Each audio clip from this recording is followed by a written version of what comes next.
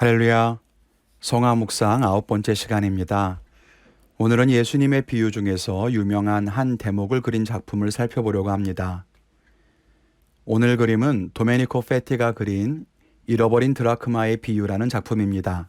그림에 보면 한 여인이 어두운 밤에 등불을 켠 채 허리를 굽혀 무언가를 찾고 있습니다. 아주 단순해 보이는 그림이지요. 그 제목에서 알 수 있듯이 이 여인은 드라크마, 즉 동전을 잃어버려서 찾고 있는 중입니다. 이 그림의 배경이 되는 말씀은 누가복음 15장 8절과 9절입니다. 말씀을 읽어보겠습니다. 어떤 여자가 10드라크마가 있는데 하나를 잃으면 등불을 켜고 집을 쓸며 찾아내기까지 부지런히 찾지 아니하겠느냐. 또 찾아낸즉 벗과 이웃을 불러 모으고 말하되 나와 함께 즐기자 잃은 드라크마를 찾아내었노라 하리라. 성경 말씀도 그림만큼이나 간단합니다. 한 여자에게 드라크마가 10개 있었는데 그중 하나를 잃어버리면 등불을 켜고 찾지 않겠느냐는 것입니다. 드라크마는 그리스에서 사용하던 기본 화폐 단위로서 로마의 화폐인 데나리온과 같은 가치를 가지는 은화입니다. 원래 드라크마는 움켜쥐다는 뜻으로 화살 한 웅큼만큼의 가치를 갖는다고 알려져 있습니다. 그리고 데나리온과 드라크마는 당시 일반 노동자가 받는 하루 임금에 해당합니다. 그림을 보면 여인의 옷이나 집안이 그렇게 화려해 보이진 않습니다. 넉넉한 집안이 아니죠. 그러니 하루치 일당에 해당하는 한 드라크마가 귀하지 않았겠습니까? 그래서 불을 켜고 집안을 다 뒤집어 찾는 거죠. 동전을 찾는 이 비유는 누가복음 15장에 나오는 3가지 잃어버린 것에 대한 비유 중 하나입니다. 이전에 예수님의 비유에 대해서 공부할 때 나누었지만 누가복음 14장에 보면 예수님이 한 바리새인의 집에 식사를 하러 들어가십니다. 그 자리에서 한 병자를 고쳐주시는데 예수님께서는 안식일에 사람을 고치는 것이 율법 조항에는 금지되어 있지만 안식일에 사람을 살리는 것이 어떻게 잘못된 일일 수 있겠느냐 이렇게 물으십니다.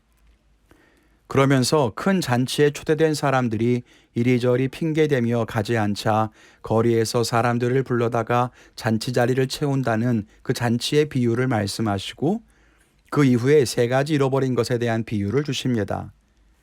먼저는 15장 3절부터 7절까지 잃어버린 양을 찾는 목자의 비유가 나오고요. 8절부터 10절까지는 잃어버린 동전을 찾는 여인의 비유가 나옵니다. 11절부터 32절까지는 잃어버린 아들을 찾는 아버지의 비유, 즉 우리가 탕자의 비유라고 알고 있는 그 내용이 나옵니다. 그렇게 3가지 비유가 등장하죠. 이 3개의 비유의 상황은 다 다르지만 주제는 하나입니다. 잃어버린 것을 찾는 것, 즉 죄인이 회개하여 하나님께 돌아오는 것에 대한 비유입니다. 오늘 이 그림을 보면서 그 주제를 염두에 두시고 감상하면 좋을 것 같습니다. 팁을 드리자면 영상을 여기에서 잠깐 멈추시고 그림을 먼저 천천히 감상해 보시면서 여러분만의 묵상과 느낌을 가져보시는 것도 좋을 것 같습니다. 그럼 이제 그림을 보면서 몇 가지 생각해 보면서 은혜를 나누기를 원합니다. 그 첫째는 예수님이 우리를 위해 낮아지셨다라고 하는 것입니다. 그림의 정중앙에 위치한 여인은 동전을 찾기 위해서 허리를 굽히고 있습니다. 잃어버린 동전이 바닥에 있지 않을까 하는 마음이겠죠. 그래서 한없이 허리를 굽히고 있습니다. 허리를 고추 세우고서는 어두운 집안에서 동전을 찾기가 쉽지 않았을 테니까요. 잃어버린 동전을 찾기 위해서 허리를 한껏 굽힌 이 여인의 모습은 우리를 구원하기 위해 한없이 낮아지신 예수님의 모습과 닮았습니다. 예수님은 하나님이십니다. 그분은 완전하시고 거룩하시고 흠이 없이 정결하신 분입니다. 우리가 땅에 산다면 그분은 하늘 꼭대기에 사시는 분이시죠. 그런데 그분이 사람으로 이 땅에 태어나셨습니다. 그것을 성육신, 사람의 몸으로 오셨다고 표현합니다. 성육신을 표현하는 많은 그림을 보면 하늘로부터 빛이 아기 예수님에게로 비치는 것을 그리고 있습니다. 이것이 무엇을 뜻할까요? 하늘로부터 이 땅에 예수님이 오셨다는 것을 상징하는 것입니다.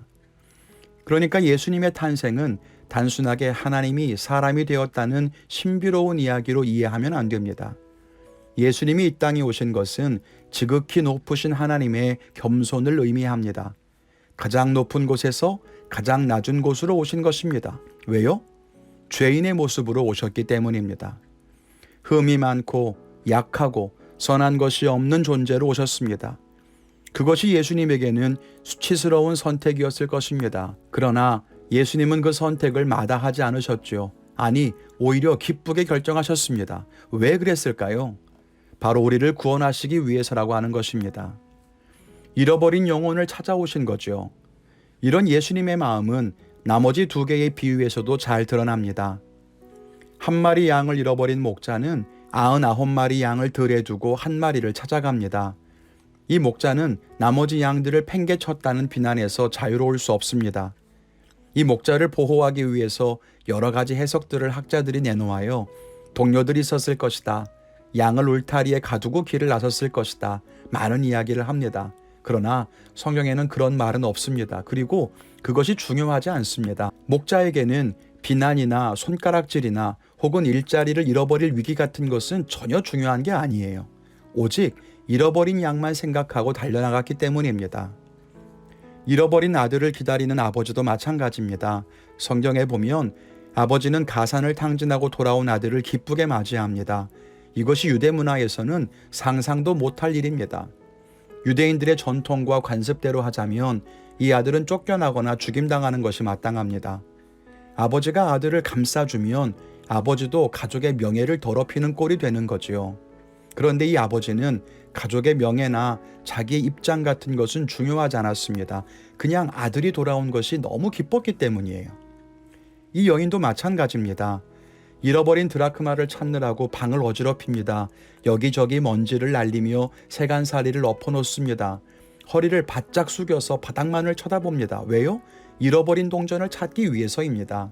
이 비유를 그린 다른 그림을 보면 여인이 가구 밑을 찾아보기 위해서 바닥에 엎드리고 있지요. 맞습니다. 이 여인에게는 지금 부끄러움이나 불편함은 전혀 개의치 않는 것처럼 보여요. 왜 그럴까요? 잃어버린 동전을 찾기 위해서라고 하는 겁니다. 우리가 이 마음을 알아야 합니다. 예수님은 우리를 위해서 이 땅에 오셨습니다. 잃어버린 나를 찾기 위해서 가장 높은 곳으로부터 가장 낮은 곳까지 찾아오신 거예요. 결국 우리가 구원받은 것은 예수님의 낮아지심 덕분이고 그분의 겸손한 사랑으로 인해 우리가 존귀하게 되었다는 것을 기억해야 할 것입니다. 우리가 이 은혜와 사랑에 감사할 수 있기를 바랍니다. 둘째는 잃어버린 동전이 있는 곳이 가장 빛난다는 것입니다. 이 그림에는 명암이 확실하게 대비되고 있지 않습니까? 그림의 오른편에는 여인의 그림자로 인해서 어둡게, 그리고 그림의 중앙과 왼편은 등불로 인해서 환하게 빛나고 있습니다. 가장 밝은 곳은 여인이 들고 있는 등불이 비추고 있는 등불의 앞쪽입니다. 왜 그곳이 가장 환할까요? 여인이 동전을 찾기 위해 바라보고 있는, 즉 여인의 시선이 머물고 있는 곳이기 때문입니다. 환하게 비춰야 잘 보일 것 아니겠습니까? 생각해보니 그런 것 같습니다. 여인이 잃어버린 동전을 찾기 위해서 바라보는 곳이 가장 환하겠구나. 여인이 등지고 있는 그림의 오른편이나 가재도구가 담겨있는 상자 안에는 환할 필요가 없습니다. 왜요? 여인이 보고 있지 않기 때문입니다. 그래서 잃어버린 동전을 찾기 위해 쳐다보고 있는 그곳이 가장 빛나는 거죠. 여러분, 여기 누워있는 의자 위에 무엇이 있는지 아십니까? 동글동글한 이게 뭘까요? 예, 맞습니다. 여인이 갖고 있던 10개의 드라크마 중에서 9개가 그 위에 올려져 있는 겁니다. 여인이 가지고 있는 소유죠. 여인은 그것을 찾아서 수고할 필요가 없습니다. 어떻게 보면 여인을 귀찮게 만드는 한 개의 동전보다 9배나 더 귀한 동전이고 여인을 수고롭게 하지 않는 착한 동전입니다. 그런데요, 여인은 그곳을 쳐다보질 않습니다. 그곳에 등불을 놓아두지도 않습니다. 여인은 등불을 다른 곳에 둘러 비추며 다른 곳만을 바라보고 있습니다. 우리는 이 대목에서 하나님의 크신 은혜를 생각할 수도 있지만 한편으로는 불편한 마음을 느낄 수도 있다는 거예요. 우리가 잃어버린 동전이라면 너무 감사한 일이지만 우리가 9개의 동전이라면 서운하지 않겠습니까? 은혜의 빛을 우리같이 착한 동전에게 비춰줘야지 왜 우리는 이렇게 소홀하게 대하고 찾기도 어려운 동전 하나 때문에 등불을 다른 곳으로 옮기는 것일까? 그런 생각을 할 수 있을 거라는 겁니다. 탕자의 비유를 생각해 보십시오. 자기 유산을 미리 받아다가 허랑방탕하게 다 써버리고 돌아온 둘째 아들을 위해서 좋은 옷을 입히고 살찐 송아지를 잡아서 잔치를 하는 이 아버지에게 큰 아들이 따지듯이 이야기합니다.